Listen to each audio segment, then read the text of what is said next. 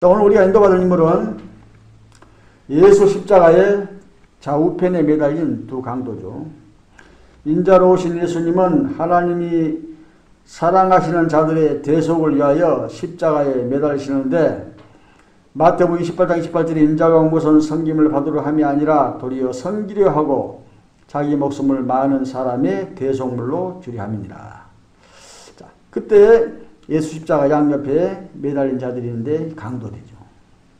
마가복음 15장 27절에 강도 둘을 예수와 함께 십자가에 못 박으니 하나는 그의 우편에 하나는 좌편에 있더라 그랬어요. 강도 레스테스는 우리가 보통으로 생각하는 남의 물건을 훔치고 폭행하는 그런 강도도 있지만, 여기는 레스테스에는 레스테스 같은 말이죠. 그 뿌리에서 나오는 말이에요. 열심당원의 뜻도 포함됐어요. 로마군에게 십자가형은, 로마군은 아무에게나 십자가형을 내리지 않습니다. 특별한 로마 통치에 반란을 일으키는 자, 황제의 권위에 도전하는 자, 그러한 자에게 내리는 아주 무서운 행벌이기 때문에 이들은 열심당원으로 추측이 되고 있습니다.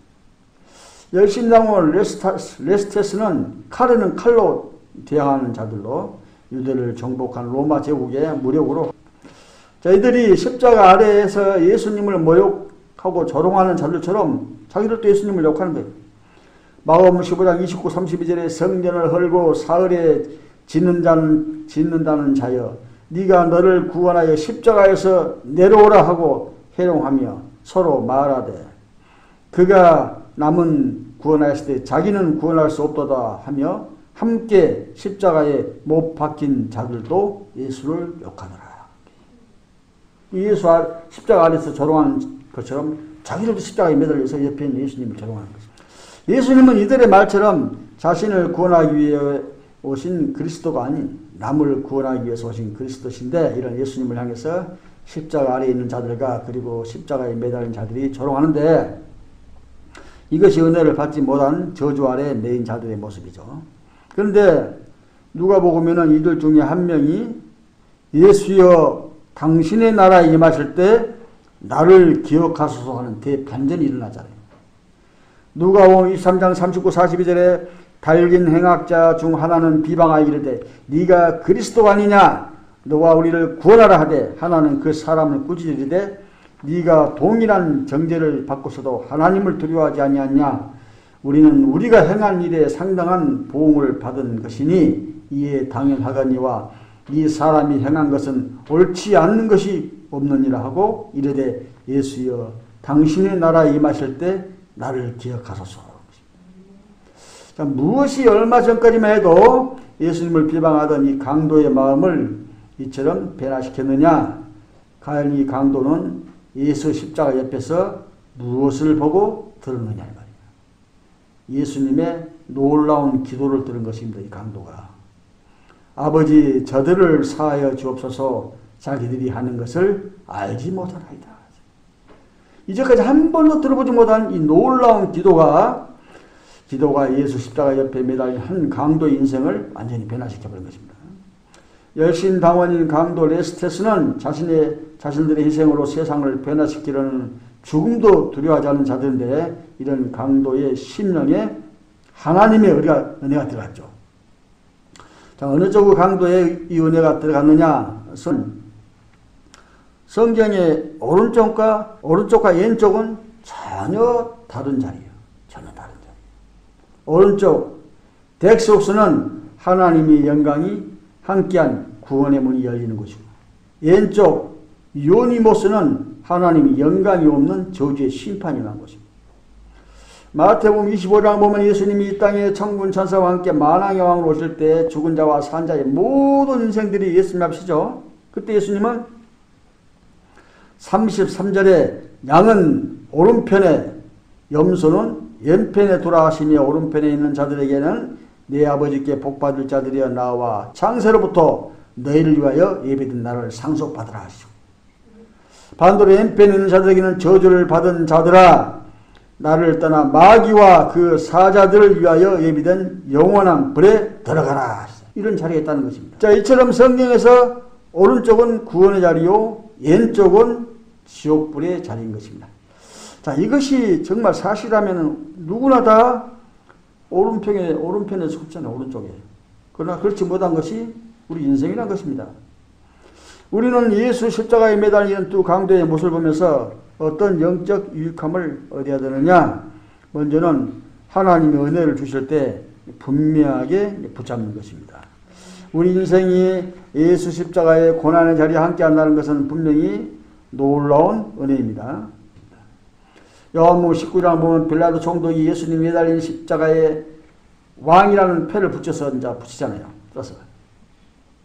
요한복음 19장 19, 20절에 빌라도가 패를 써서 십자가 위에 붙이니 나사렛 예수 유대인의 왕이라 기록되었더라.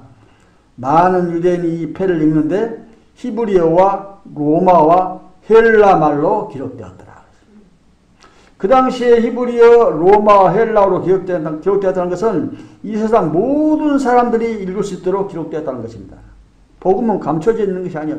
지금 세상에 퍼져나가잖아요. 예수님이 세상 죄를 짊어지실 왕으로 오신 그리스도심이 이 십자가의 사건으로 세상에 알려지고, 그리고 그 은혜의 자리에 함께 한다는 것은 놀라운 일인데, 그 중에 한 사람은 그 은혜를 생명줄로 붙잡았고 다른 한 사람은 그냥 지나가 버린 거지. 자, 그리고 은혜를 받았으면 이제는 분명하게 신앙 고백을 하는 그런 유익함이죠. 예수님이 십자가에 매달리실 때 예수님이 가장 힘드실 때죠. 예수님이 십자가에 매달릴 때는 가장 힘들 때예요. 로마군의 십자가 형벌은 십자가에 매달리기 전에 몸이 찢어지고 뼈가 부서지도록 채찍으로 맞고, 그리고 십자가에 매달릴 때는 발과 벗겨서 손과 발에 못을 박아 죽을 때까지 매달리는 가장 무섭고 치욕적인 형벌인데, 예수님이 이 형벌을 당하실 때는 예수님을 따르던 그 많은 사람들은 온데간도 없죠.